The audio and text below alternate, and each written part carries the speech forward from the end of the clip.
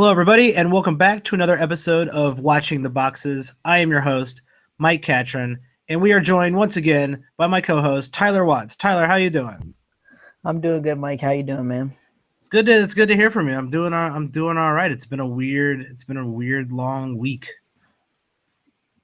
Just because you're a Bulls fan, does that make it longer or shorter? Or that's every week is a weird long week when you're a Bulls fan. For the last 7 years, it's been horrible. Well, it can only get better from here, right? That's what they kept saying. It's not. It hasn't gotten better. It's refusing to get better. At least it's probably, I'd say, Bulls, when it comes to how Bulls fans are feeling, it's almost as low as after the first Derrick Rose injury. It's almost there. You can't quite get there, obviously, because that was tragic. But at least it's not just pure on depression. At least it's kind of like car wreck entertainment. So, are you with Evan Turner? I'm never with Evan Turner. Oh, you don't want to see the Bulls boxing match? What did Evan Turner say? I don't know what you're talking about. Oh, he apparently said that the Bulls, like Jimmy Butler, Dwayne Wade, or one of those two should fight Rajon Rondo in a boxing match to settle the Bulls' issues. That's a terrible idea. Fuck. Oh, well, there you go. There it is. Yeah, fuck that guy. That guy's worthless. I hate Evan Turner. Is scum of the earth.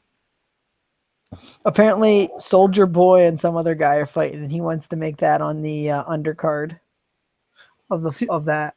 Seems like Evan Turner's got a lot of time on his hands. Evan Turner, he's finally starting to play. Yeah. I don't know, man. That's the way he wants to solve it. I thought maybe you'd be in on that. Just let's let him throw down. No, I listened to a very sobering. I already forgot his name. The latest podcast from Nick Friedel and Zach Lowe. Zach Lowe. Jeez, wow. I kept wanting to say Nate Silver, but I get my quants mixed up. They come from the same nerdy mold, so. I think I come from that mold, so don't make fun. Data analytics, nothing wrong with that. The world goes around on science. At least it used to. But yeah, if you haven't listened to Zach Lowe's new podcast, if you really care about the Bulls, it's a pretty good one. Times are tough. There's even depression about the new Benny the Bull. It's bad times in Chicago. You can make a new Benny the Bull? So this should not be surprising coming from Garpax management, Ryan Dorf's management.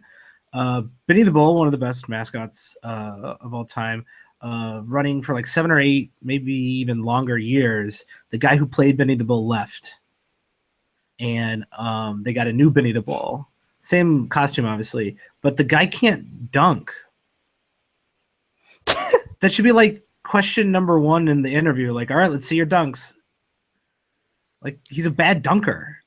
He's not good. People are openly complaining about how bad Benny the Bull is. Obviously, management thought they could just go throw any old guy in there and it'd work out. That's what they did with the roster. Why not do it with Benny the Bull? So that's how bad it is, though. You even have to make fun of the mascot now. I mean, come on. Times are tough. Times are tough in Chicago, but when we go on a 14 out of 5 winning streak over the next month, I'll be much happier. Hey, they wailed the Sixers last night. Wow. So you can't have everything. It ain't bad, Yeah, they lost to the Heat right before that. It's hard to get excited. At least they beat the Embiid-less Sixers.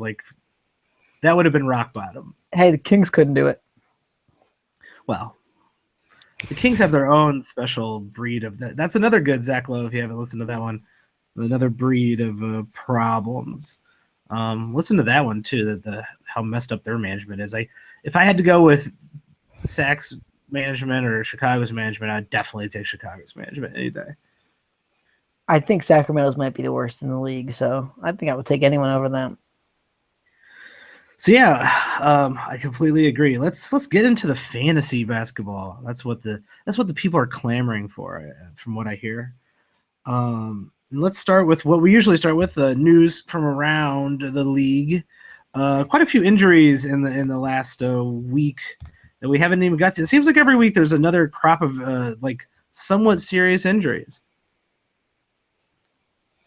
Wasn't that how it always goes? I mean, injuries just I feel like there was more especially than this usual. time of year. All right, I'll go with you on this one. I'm not sure, but I'll go with you. I've done the study. It just feels that way. My intuition says it seems like every week there's a few more guys injured, and you're just like, really, that guy got injured? There's been some stupid injuries too. You want to start with the stupidest injury of them all? Let's do it. All right, the man in the middle for your Oklahoma City Thunder, Enes Kanter, fractures his hand or his arm or something, like punching the chair or the bench. I didn't see the replay, but he basically just is an idiot. Oh, you have got to see I've not this watched replay. this. Okay, he broke his forearm. Okay, because he goes to slam his fist down on this folding chair, and just before he hits the folding chair, the chair pops up a little bit, like just as he's making contact, and the metal part crushed his forearm. Like the metal part of the seat comes up and whacked him in the forearm and broke his forearm. And so now he had to have surgery and he's going to miss probably 6 to 8 weeks because he punched a chair. Now, this was after 30 seconds, a minute, 2 minutes after he punched the court, being a baby. And I'm just like, what is wrong with this guy? Like, why are you taking it out on the chair? Just play better. Yeah, I'm watching it right now. This guy what is he doing? I mean, I get it. You're upset. It's the third quarter. It's not even like it's not even that big of a deal, right? You would think. And they crushed them. They won by 11. They were playing Well, Dallas. yeah, they're not even playing that good of a team. Oh yeah, he hits that chair pretty hard. Don't stop doing that. It's even worse when I feel like, I mean, maybe not worse, but when baseball players do it, it's like, hey buddy, especially pitchers, it's like, hey, you make your money with your hand, you moron. Like, stop trying to break your hand. It just seemed like the dumbest possible injury. So I blame it on the mustache. yeah, it's an epidemic in Oklahoma City. Those stupid mustaches. Since Enes Kanter is out, I mean, I think this is kind of a maybe not obvious, but a little bit on the nose that Steven Adams is going to get more minutes. But in the past, Steven Adams, when Enes Kanter has been out, his minutes will go up a bit, but they don't fly off the roof because Steven Adams is already kind of playing starters minutes as it is. So do you see anyone benefiting from Enes Kanter's absence, which is a whole 6 to 8 weeks? I mean, you don't love anybody. I mean, they got Grant, they got Laverne. I mean, they got some guys they can play. Maybe Sabonis gets some minutes, some extra minutes, but I mean, no one in like a shallow 10 or 12 team league where I'm thinking about picking them up. It does make, like you said, Steven Adams a little more sexy. I'll just like Steven Adams' game. You think it makes Sabonis sexier? Does it though? I mean, like, I mean that's the problem with this, and I think that's a problem with a lot of injuries around the league is that you see a starter get injured, you're like, oh great, that means more minutes for somebody else, but then you look at the rest of their team and you're like, oh boy, there's nobody else in this team that's any good. Have you looked at Sabonis's numbers in 21 and a half minutes this season? They're not good. And so, I mean, even if he gets to like 30 really not good. minutes, like, are you going after that? Like, he will get you over a 3-pointer a game if that's something you want. Even if he's at like 25 minutes, are you interested in him? I am not interested if he's at 35 minutes. Are you interested in Joffrey Levine? Joffrey Lavernier. I think that's how you say it. Levon Jernier. Oh man, he's rocking a beard now. Wow, man, this is too much. He got 21 minutes on Sunday. He shot the ball well. I'm not interested in him either, though. I'm not gonna lie to you. I mean, I just don't think really. In deeper leagues, I might go for Lavernier. I might go for Jeremy Grant. But they all seem like they're gonna get like 20 to 25 minutes and just split the baby, Yeah, so to speak. they're going to share that load. One of the things I like to go look at is the per 36 numbers, even though those don't often translate exactly. But when you go look at the per 36 for both Joffrey and Sabonis, you're not getting anything. Nothing stands out. You're not like, oh man, if that guy played 36 minutes, he'd have 3 blocks. It's like, no, he's just be a regular basketball player, not very interesting at all. I think Joffrey was a little interesting when he was with Denver occasionally. So, but it doesn't. I really doubt he gets the type of minutes outside of deep league. So if you're in a deep league, I'd maybe pick up Joffrey or run with Sabonis or stream some of those guys if they're hanging around on your waiver wires. If you're in like a 14-16 team league, but other than that, I'm not excited about anybody on this team due to Enos's unfortunate incident. And the one last thing I'll mention is you probably got to cut Enos Cantor. I mean, if he's going to miss 6 to 8 weeks, unless you're riding high in first or you got an IR spot, like you can't afford to miss that type of production for that long. And I wouldn't say that he's like, I mean, he's a top, maybe 100 player barely. So he's really not worth holding on to for that long. Yeah, I mean, if you were in a non-playoff league, would you hold? So if you're in a roto non-playoff league, would you hold on to Enos Cantor? I mean, if the game's played limits are pretty stringent, and it doesn't really allow for almost any streaming, then I mean you could think about it. But I mean, Cantor is what he is. I mean, seven rebounds and 14.5 points a game, with little blocks or steals. I mean, like, I think you can find the production elsewhere. Yeah, I think it hurts you if you're like in a bigger league, obviously, but standard league wise, you're losing a guy who should be on a team, but you're going to replace him with someone who's at least almost 85-90% of what you were getting from Enos Cantor, probably off the waiver wire. I'm with you there. Let's move on to someone who's actually coming back from injury. The great Evan Fournier. Do not Google Fournier. Have you Googled Fournier before? Yes, I have, and it's not. Yeah, it's not pretty. This is not a joke. Don't, like, I'm not joking. Do not Google Fournier. This is a real warning. Don't do it. But Evan Fournier, you can Google him, and he is back. He has been out. He's playing tonight, I believe, coming off the bench, so probably limited minutes. Are you excited about the return of Evan Fournier? If he's available in my league, I'm picking him up. I mean, I'm excited in the sense that he's going to do Evan Fournier things. Which, yeah, I mean, he's been scoring you some all right points, and he gets you a steal a game and almost 2 threes and not much else, but that's something. Yeah, he's a top 100 player. I mean, he's definitely in the standard league mix. Okay threes and pretty good points for someone if he's sitting on your waiver wire and you need points. You should definitely be picking this guy up. But, other than that, he's not terribly impressive. He doesn't shoot the ball.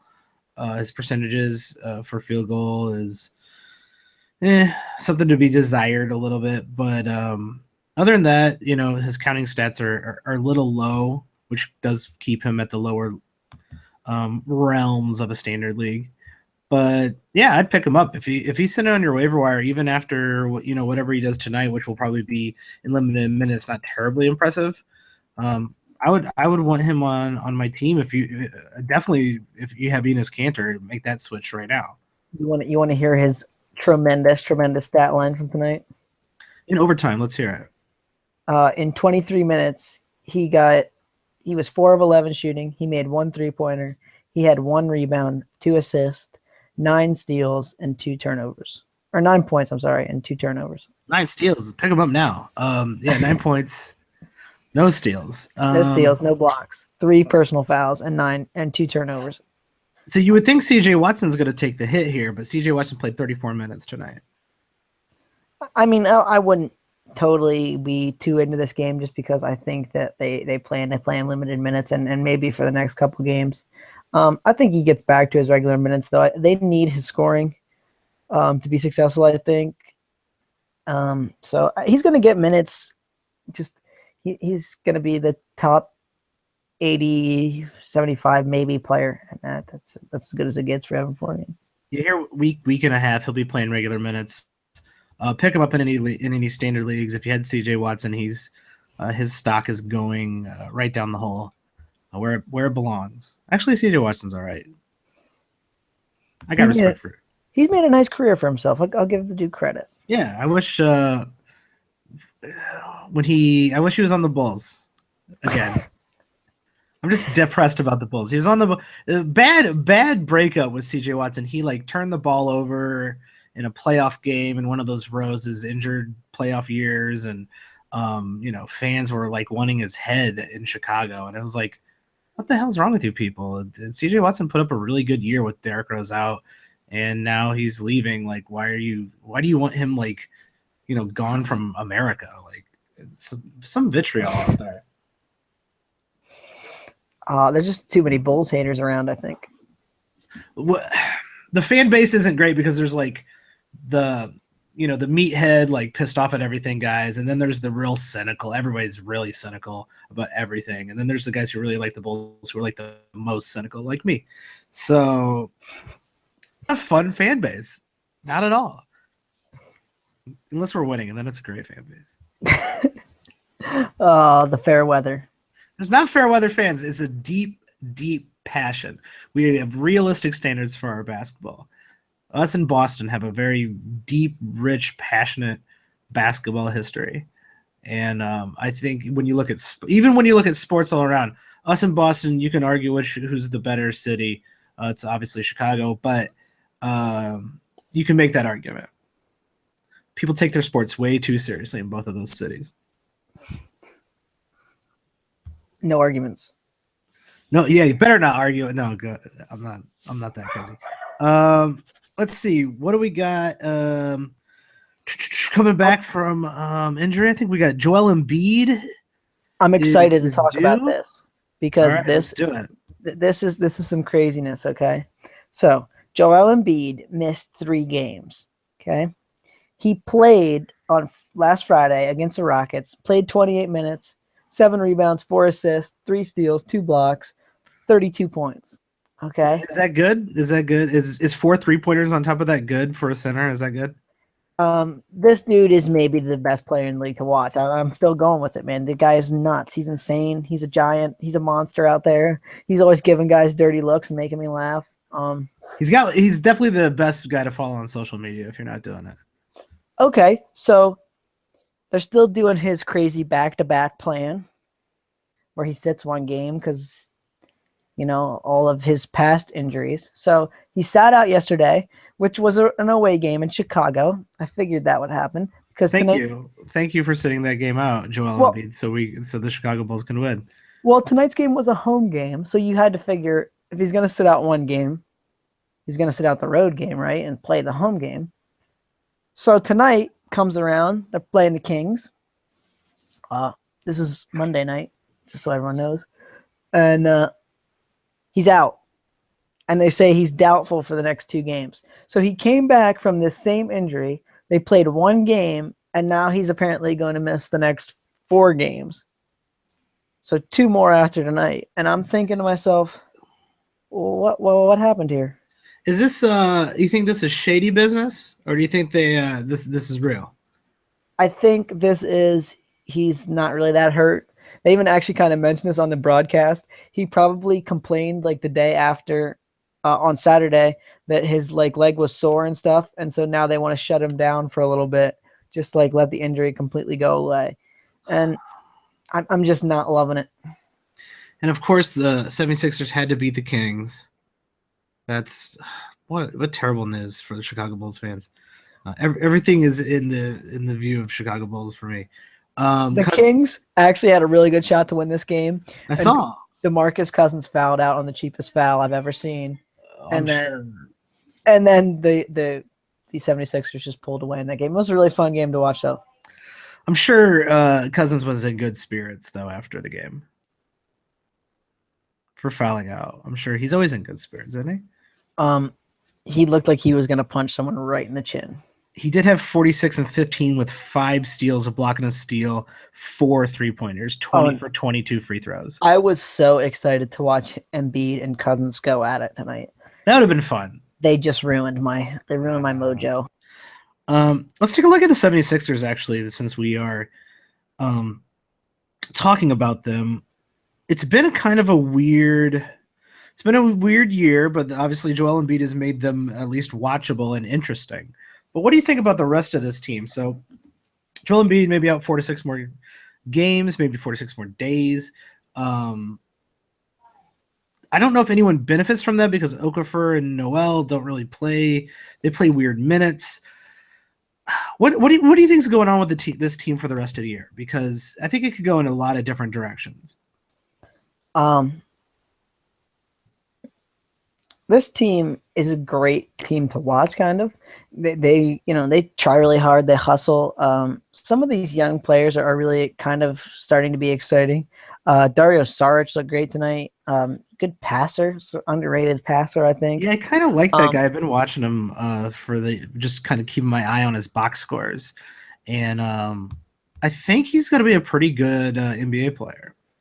So they have to make a trade at some point, whether it's before the trade deadline or in the offseason. I mean, they have too many big men. I mean, I think this kid, Richaun Holmes, would actually be like a decent backup center for somebody, but he can't get a minute because they got Noel, they got Okafor, they got Embiid, and like something's got to give here. They just got to make a move. I wrote a piece for #basketball about their trade rumors. So if you're interested in what kind of things I think could happen, you can check that out. But I mean, this is a team that has the potential in a few years to be really, really good and really, really fun to watch if they make the right moves.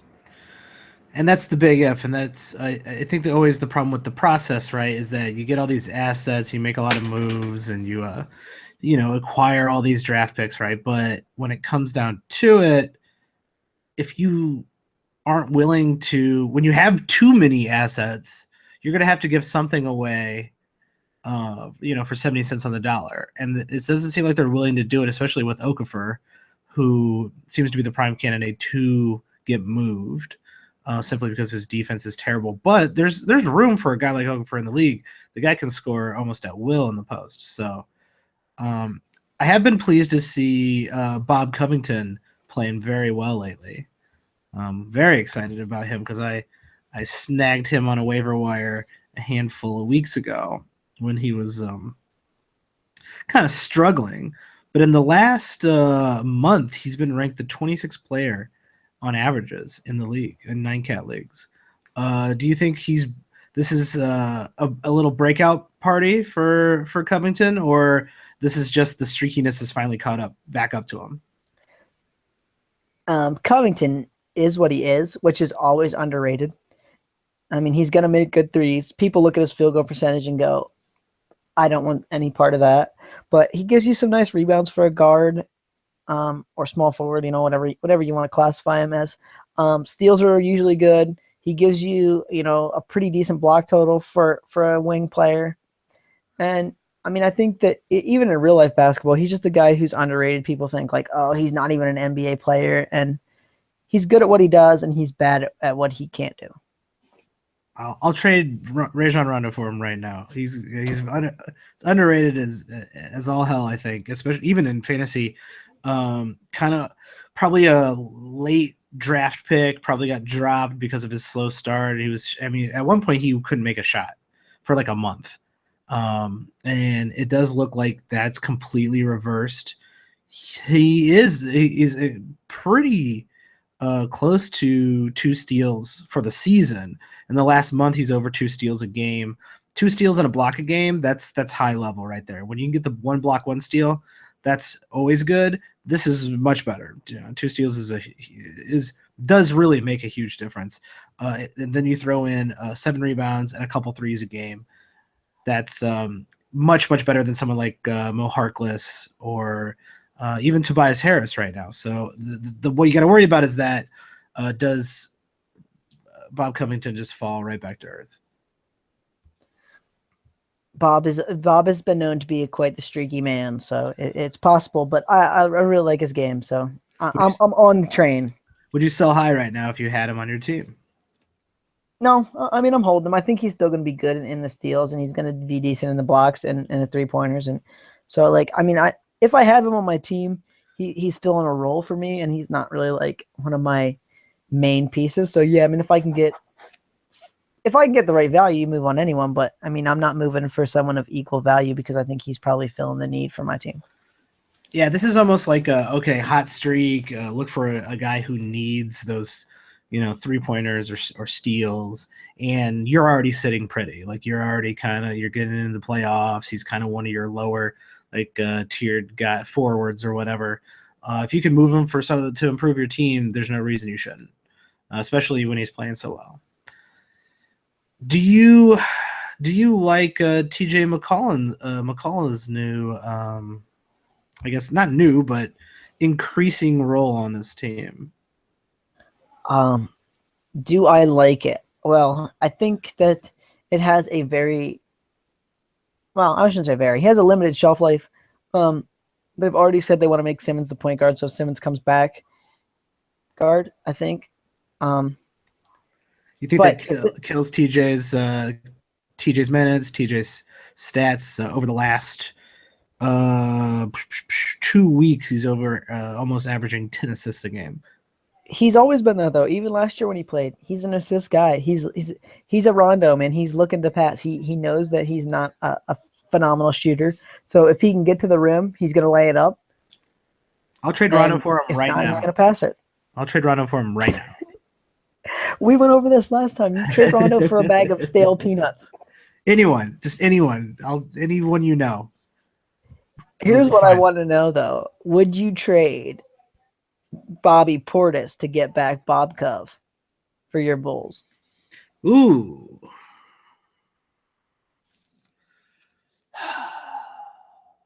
That's actually kind of a tough one. I mean, it wouldn't make any sense for the 76ers, but oh, I know, but this is the hypothetical trade game, which is always fun. In real life? Yeah, of course, in real life. Because in fantasy, this is not even a question. Yeah, I think you would do it. Covington is what, 20? He's 26. Okay, I thought he was 24, so I thought he was a little younger. But no, I think that spread out the floor wing is exactly what the Bulls are lacking. And obviously Nico, just I don't know what's wrong with Nico, if he just is completely lost, and he probably tired of being on such a dysfunctional team is my guess. But yeah, Covington would fit really well with a Wade Covington and Jimmy running around out there with Taj. Yeah, I like that. I like that a lot. And I think the average NBA person would think you were crazy for doing that deal. I don't know. Maybe. Bobby Portis does seem to have like a lot of upside. People get pretty pumped up about Bobby Portis, but completely lost on defense. Like borderline at some points, he's just like standing where no one is and not guarding anyone. It's like, how are you on a basketball court not guarding anyone? Like, how is that even possible?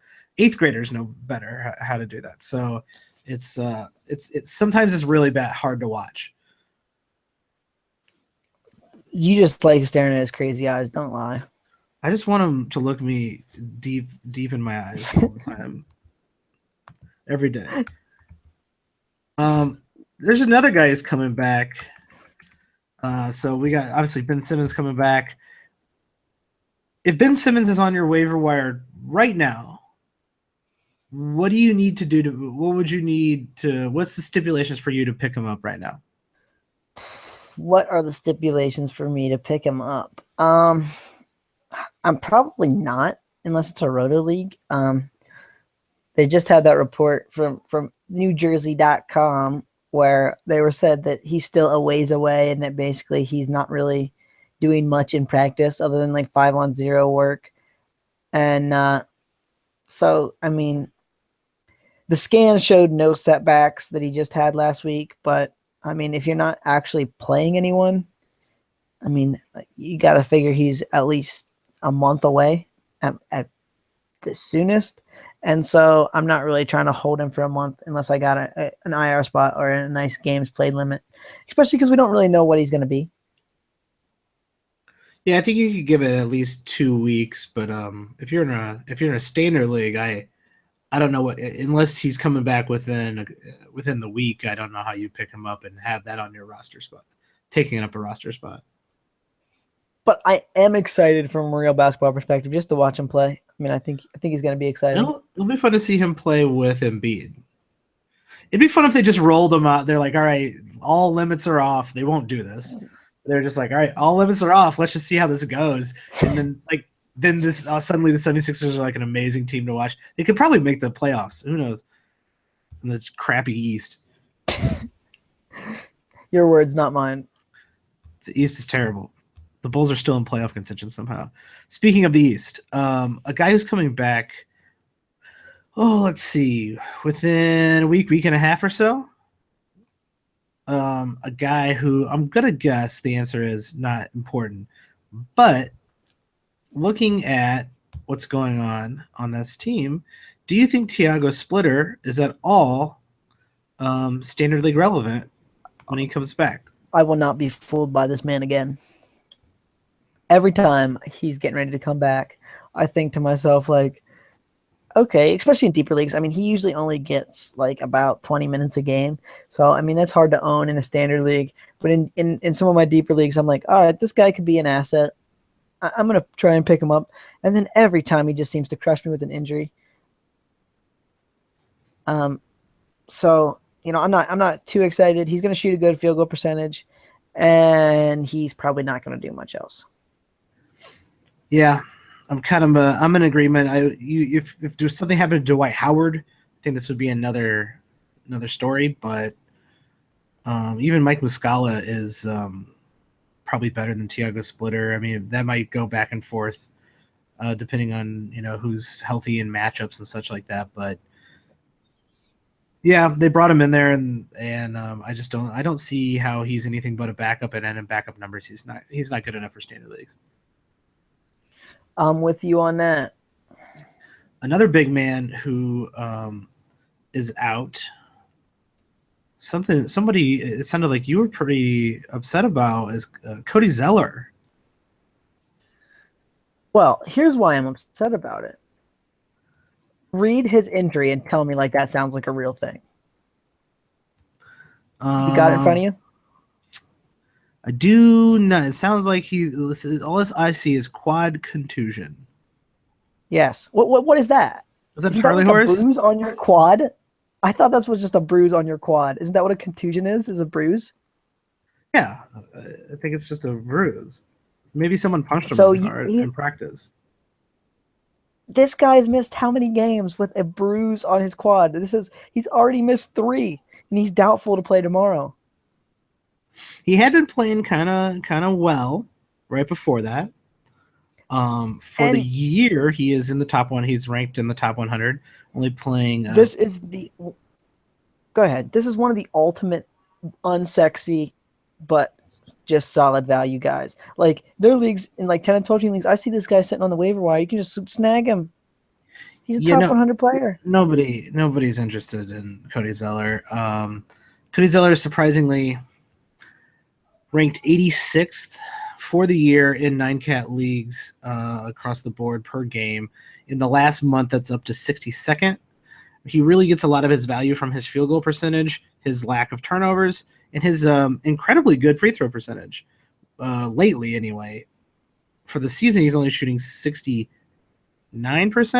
but in the last month, he's been shooting 87% somehow. So, don't know where that came from. But other than that, he's kind of like one of those guys. He gets a block and he gets a steal, and that's value right there. Once you get a block and a steal, you're kind of about you enter the realm of standard league value. So I want this guy to go home, put some ice on his bruise, and just man up and play tomorrow. I think it's a rough bruise. Just saddle up, man. Your leg's bruised. Just saddle up.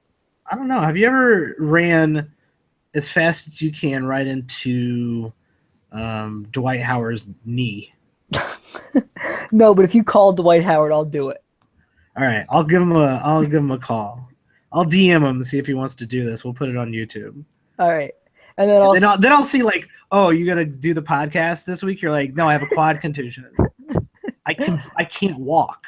I'll sit out for the next 6 weeks of the podcast because I have a quad contusion. Then I'll call up Cody Zeller and tell him I'm sorry, but I'm not thinking it's happening. Your bruise cannot be that bad. You've already missed a week. Saddle up. Your bruise should be gone by now. I do have there's another guy on Charlotte who has kind of piqued my interest lately, and that is old man Marvin Williams. Has been playing pretty well lately over the last couple weeks or so. Has kind of got back into this old groove. Not as great as last year, but starting to approach last year's numbers, where he was kind of across the board, can't hurt you anywhere guy. He's is starting to approach that a little bit. In the last 2 weeks, he is ranked 60th in per game 9 cat with playing 27 minutes, 12 points, 2 3-pointers, 6 rebounds, a steal, a half a block, only shooting 42%, 90% from the field, never turns the ball over. Are you picking up Marvin Williams if he's on your waiver wire in a standard league? Maybe. I think that if you look at the season long numbers, this was a guy that they all the numbers say that he should be better. What gave him a lot of value last year was he got up to a block, and he basically had only ever gotten half a block a game before that, and he's back to that half a block a game this season. So his value as far as last year goes, he's not getting back to that. But this guy's another guy. He's just not sexy.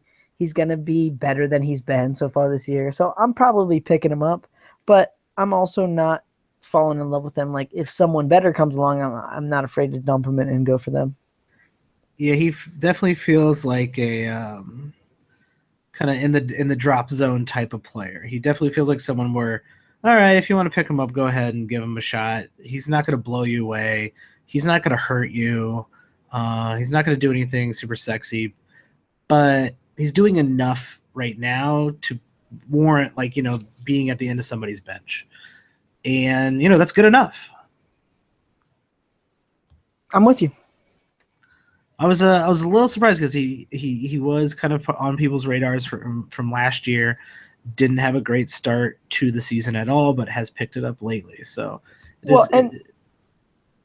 if you look at last year's numbers, he shot 40% from three, and he's career 35% shooter, and he blocked a shot, and he had never really gotten even close to blocking a shot for the season last year. Now, so I mean, and the field goal percentage seemed like it was high given the last 3 or 4 years there. So, I mean, he just kind of played out of his mind, and so I think that you kind of had to know that going in. And then he was really bad, and now I think he's going to come back up to where he really sits. Yeah, I think he's going to do similar to what he did last year, minus that whole block thing. And it does look like he's hitting a little bit more 3-pointers, which obviously the whole league shooting more 3-pointers other than the Bulls. So, yeah. Just found out that the Bulls are last in field goal or free throw, or no, 3-point attempts and 3-point percentage. Aren't you happy about that, though? Because I don't think the Bulls have anyone who can. Well, I shouldn't say anyone. I don't think they have many players who can consistently make a 3-pointer. Not happy about it. Not at all. What you should be mad about is the construction of that roster, man. That's really the negative. I definitely am. Another guy who's coming back from injury is D'Angelo Russell. D'Angelo Russell probably should not have been dropped in most leagues, but there's a good chance that he was, because when you look at him, you take the name away, take the Lakers jersey away, and you look at just his stats, he's a very mediocre fantasy player. Yeah, kind of. I mean, I've been down on D'Angelo. Last year, I was a big hater. And obviously, when Kobe left, I was like, all right, here's your chance to be a breakout. And then some people were trying to say he's going to make the All-Star team, which is hilarious. And yeah, he still shoots in not a very good percentage. He doesn't pass the ball enough. I'm not terribly impressed by D'Angelo Russell. What could be a saving grace of him for fantasy? And I don't know if this is going to happen, but if he gets 30 to 32 minutes, he could be pushing that 20 points per game range. And if you get 20 points a game, you got to be owned by somebody, right? Yeah, definitely. And if you look at his good games, the games where he does play around 30 minutes, and you look at his solid games, they are a bit impressive. Sometimes he gets hot, and it does go to show you that the potential is there. So his ceiling is a lot higher than someone like Marvin Williams, whose ceiling is somewhere around 100th best player in the league, fantasy wise. And D'Angelo could be way better. I'll admit to saying this too. Before his injury, that was kind of a guy I was trying to buy low on. Now, when I say buy low, you had to buy at the value he was producing, not the value that an irrational Lakers fan values him at. But I think the stats are only going to get better for D'Angelo, in so much as he was shooting a horrible percentage, and I don't know that he shoots a great percentage, but I think he shoots better than 40%, and he's below that so far for the season. And he's only been playing 26.3 minutes a game for the season. And I think as the season winds down, they just say, we want you to play and get better. And so he gets closer to that 30 mark, and all of the counting stats kind of tick up a little bit just because he's playing more minutes. Yeah, you would hope that they're going to try to get him. I mean, it depends on what the Lakers are trying to do down the stretch or whatever, but you would think they would want to get their young guys a lot of minutes. Well, yeah, and I mean, they just have so many young players, and at some point you just got to let them, let the chains off, right? And just say, what are you going to be? Yeah, let them ride, let them see what they can do, let them learn from their mistakes, let them play too many minutes and have to deal with a long game. I do think of all the things Luke Walton could be, one thing I think he's already got that kind of that Kerr-esque, Popovich-esque kind of like zen of like looking at the bigger picture, where they're like, you know what's important is getting a lot of experience this year, finding the right ways to play with each other, and having enjoying playing basketball, instead of being like, all right, we got to make sure Randall gets his 20 and 10, or else he's going to sit on the bench all year. Like, he's not a weird coach when it comes to that kind of stuff. I got a player I want to ask you about. Uh-oh. And this is a Laker. And so I don't know really what your thoughts are going to be on this, but and I don't know how much basketball you've seen this young man play, but what are you thinking about Brandon Ingram down the stretch? This is a guy we have talked about before. I'm not watching a lot of Lakers basketball, surprise, surprise, because it's to me it's not terribly entertaining. Outside of a keeper league, I don't know why you would own Brandon Ingram, and even for the rest of the season, even if he is starting to move back into that starter role, it's hard for me to think his consistency is there, especially his consistency with his shot. It's there's some raw talent there for sure. So it depends on so if they want to go like, all right, let's see what happens. Let's just do D'Angelo and Brandon Ingram and run them out there 34 minutes a night, and they get into a groove. Yeah, maybe swing in there and give Brandon Ingram a shot. But other than that, like specific kind of perfect situation, I don't see how Brandon Ingram is staying league relevant for any part of the season. Not only that, if you watch the games, okay, from my perspective anyways, he shows a glimpse or two every game, and then he does so many things where you just go, what were you doing? What were you thinking? He's shooting 28% from 3-point range on 2.3 attempts a game. I mean, he seems a little bit lost. For fantasy, what could save him is if he gets some really big minutes, I could see him getting close to a block in a steal a game just because he's got those long rangy arms and he kind of can get in the way, so to speak. But I just don't really think he's going to be any sort of fantasy asset this season and maybe even next season. Yeah, it might not even. It depends on what kind of leap he takes over. So it depends on, and it does sound like when you hear what's coming out of Lakerland, the kid's 19 for God's sakes. When you hear what's coming out of Lakerland with how he's improved just this season, and even that I can see. Like I remember watching some Brandon Ingram at the beginning of the season and being like, "Oh, that was a really nice move," and then the rest of the game going, "Oh my gosh, that guy hasn't figured out how to play basketball yet." Now he's able to hold his own on the court, at least a lot more than he was at the beginning of the season. So if he's serious, which it seems like, why wouldn't he be? It's his job.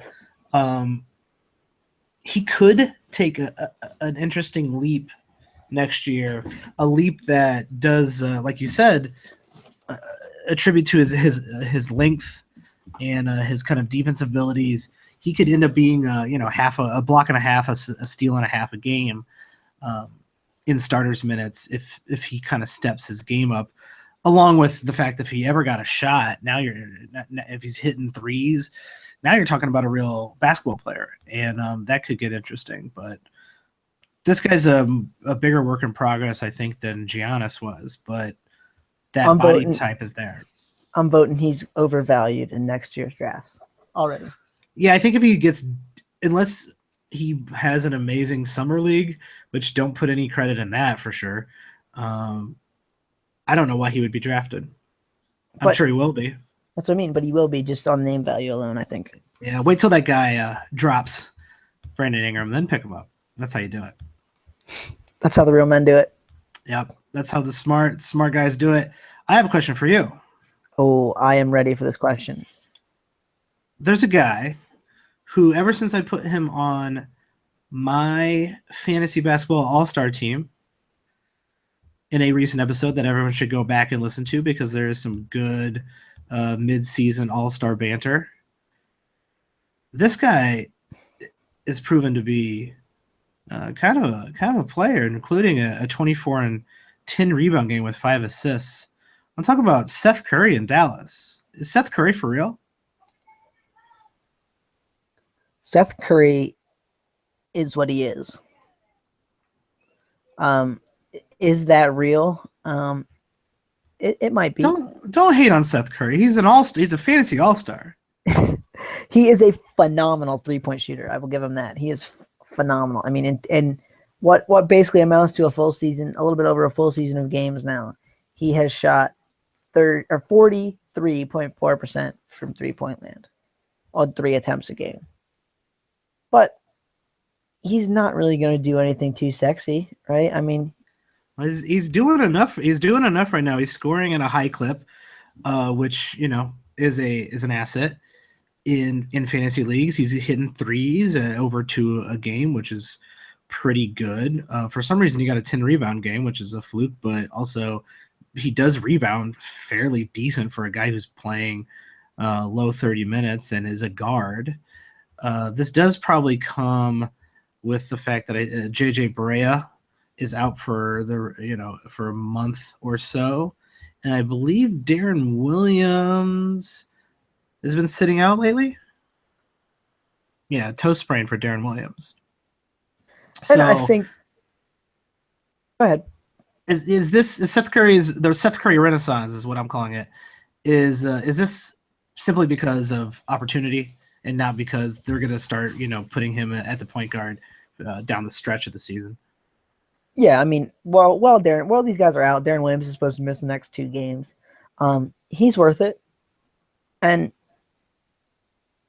I just don't see it when he had games when those guys were playing where he got 13 minutes, 22 minutes, 25 minutes, 22 minutes, 31 minutes, 25 minutes. Like at that low of minutes, I don't think he's going to be worth owning in standard leagues. I mean, if he's playing over 30 minutes, yeah, anyone who plays over 30 minutes pretty much is worth owning, unless your name's Brandon Ingram. Yeah, it's almost hard for me to say Seth Curry is anything but right now, just hitting everything at the right time, which I do think is worth owning. It's worth playing the hot hand if you got someone at the bottom. If would you rather have him or would you rather have Marvin Williams on your team? I'd rather have Seth Curry right now, but if I'm going for someone I want to keep for the whole season, it's Marvin Williams. I think that's fair.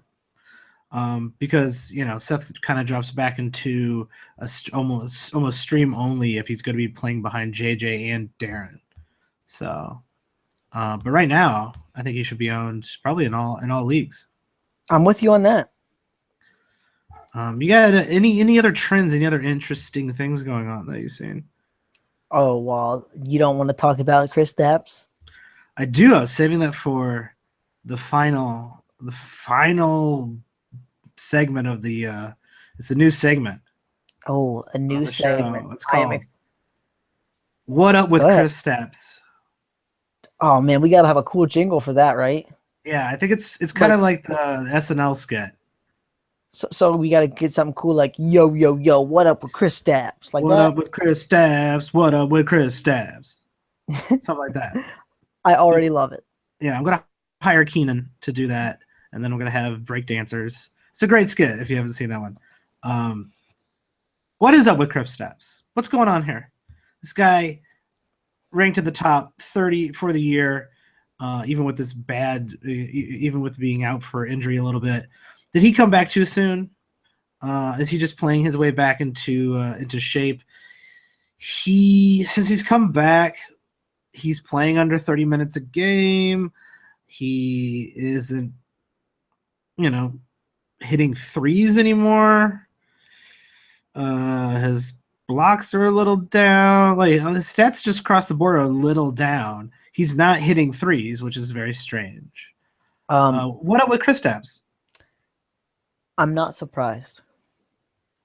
Do you remember what his injury was? I do not off the top of my head. Was it? It was a sore Achilles. Oh. So I don't know if you've ever hurt your Achilles. I am a man who has hurt my Achilles, not torn it or anything, but just strained it a little bit. And you lose a lot of the jumping ability and just power in your feet, especially if you try to come back a little too soon. And so I'm not surprised that he's not doing the 3-pointers, right? Got to jump. Okay. Yeah. And if the steals and blocks will be down, I'm not surprised. The rebounds down a little bit. Not surprised. Can't jump very good. I'm just surmising this. I don't know. I would say the Achilles is probably still a little tender, and he's just not – the mobility is not where it needs to be right now. But I think this could be a good time to buy low if someone's panicking. Yeah, it definitely could be. I mean, he did get it does look like against Charlotte, that game looked a little bit more like himself, but still something's up with him, and it might linger a little bit, though. If they're still playing him, I'm not too worried about – I mean, I'm always going to be worried about it being re-aggravated, but I'm not worried about him, being in a slump for the rest of the year. He'll be eventually. This will get healthy, and he's going to have a nice break coming up for the All-Star game. Yeah, that'll be nice. And so this is a guy. If anyone's looking to sell him a little bit low, pounce it. Yeah, get it before the All-Star break, before he comes back rested, and then he starts destroying everyone in the entire league, which he should be doing. Well, I mean, there's no doubt about that, is there? I don't think so. I hope not, because I might or might not have traded for Kristaps Porzingis, betting some of my keeper value on his potential. So I really certainly hope he isn't hit his peak or something like that. You ready for another Knicks commentary? Derrick Rose is probably going to miss a couple more games. So if you're a man in need of assists, you should go get Brandon Jennings right now. Brandon Jennings, yeah, he's always the guy you need to get. Actually, he's had a couple great last two games, though that it's a little that four overtime game is a little skewed. Did you watch any of that the fourth overtime game? I missed it. I did not. I cannot watch those games until after they're over. So, due to a blackout thing, which is the biggest load of baloney. Okay, where I live in Pennsylvania, the two teams that are blacked out on League Pass are the Sixers and the Knicks.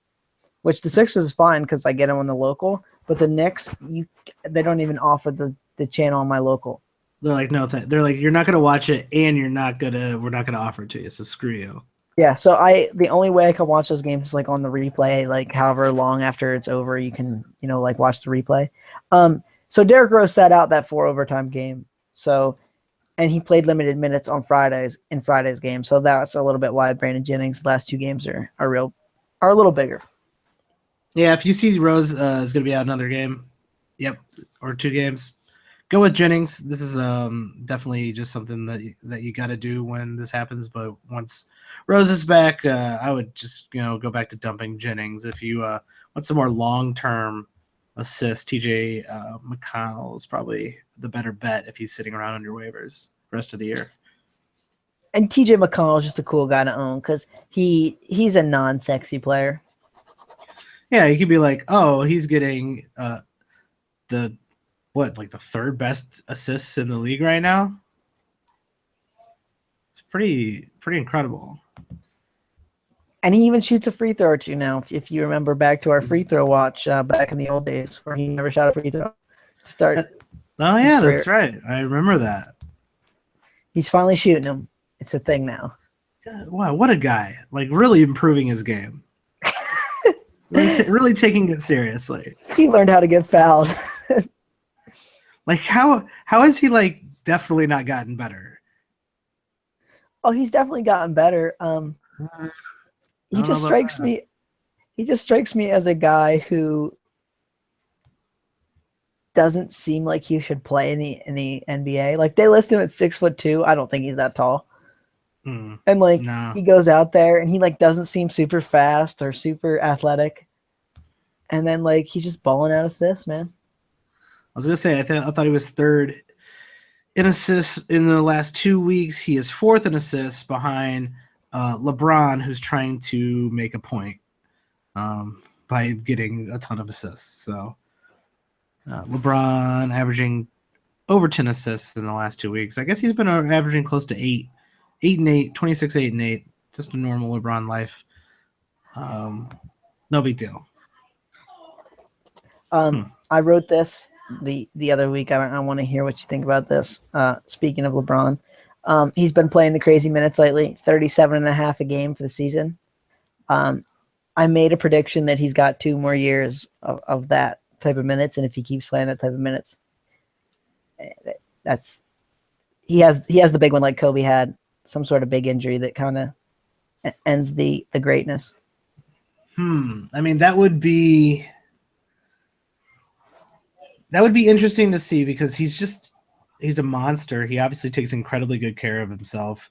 He buys the most high-powered cryogenically frozen. I think he just cryogenically freezes himself in the summer so he doesn't put any more wear on his knees. And then they ship him right to Germany and they platelet the crap out of him. And then they bring him back and then there he is. He's as good as he was at the last game of last season. Which, some would say is a little unfair because he's rich enough to do that. But, yeah, 3 more years of this kind of utilization, this usage rate.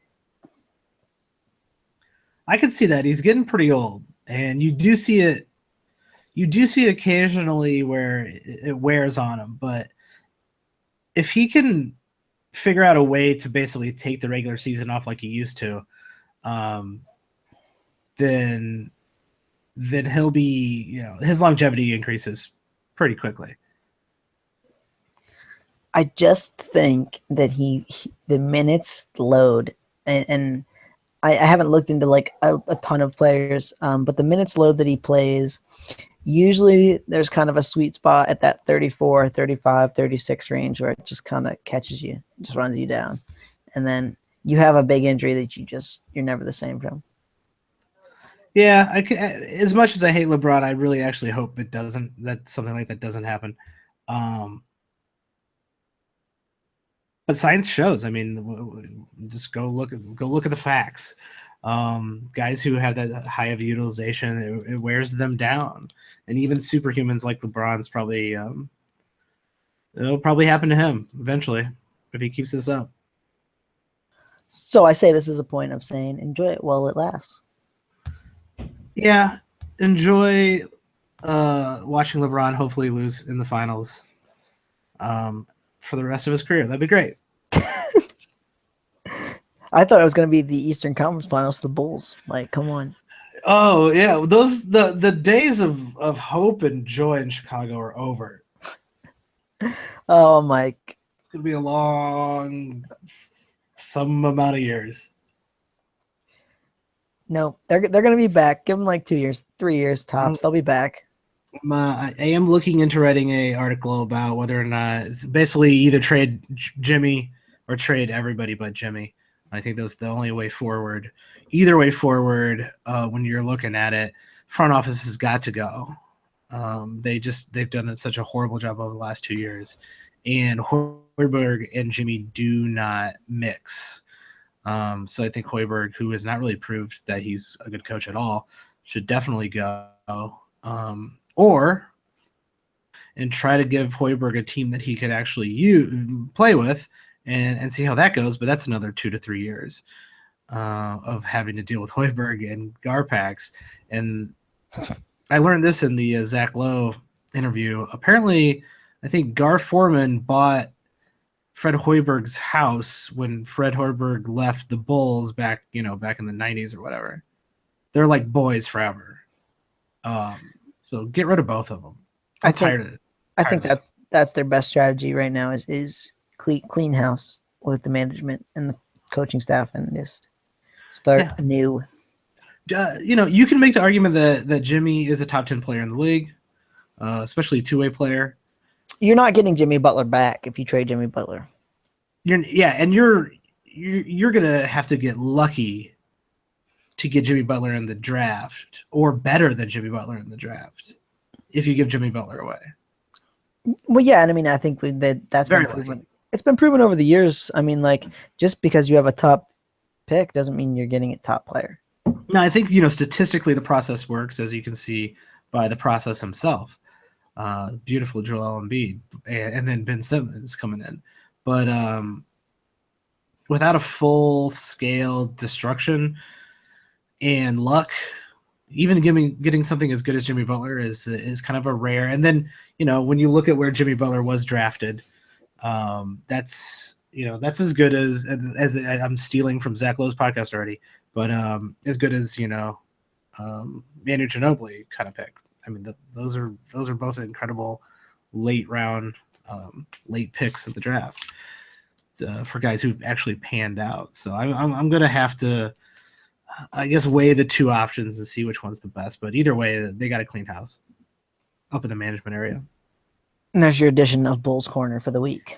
Yeah, I'm obviously depressed about the Bulls because I can't stop putting everything into Bulls context. So I apologize for everybody who hates the Bulls out there. No, I don't. I don't apologize to you people. I apologize to people who just want to hear about fantasy. And that's really all I think we got for this evening. You got anything else, Tyler? No, I think that's about it. Cool. I think, that's about it. You can find me at Watch the Boxes on Twitter if you want to hit me up with feedback for the show and or get fantasy advice for your trades and your waiver wire picks. And where can we find you, Tyler? You can find me at Watsy4444. Perfect. And we both write for WatchTheBoxes.com, which has great fantasy tools, especially that calendar tool that we are always talking about.